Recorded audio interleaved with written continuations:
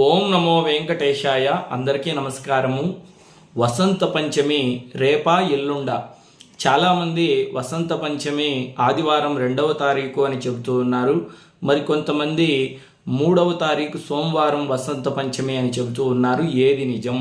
చూడండి, పంచమి తిథి 2వ తారీఖు ఆదివారం మధ్యాహ్నం 12:30కు ప్రారంభమై 3వ తారీఖు సోమవారం ఉదయం 10:30 వరకు ఉంటుందన్నమాట.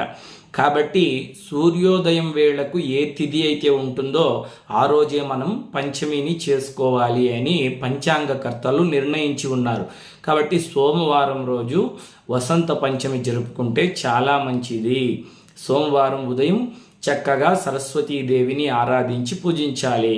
కుదరనటువంటి వాళ్ళు రేపు అంటే 2వ తారీఖు ఆదివారం సాయంత్రం అయినా సరస్వతీదేవిని పూజించి ఆ జగన్మాత అనుగ్రహాన్ని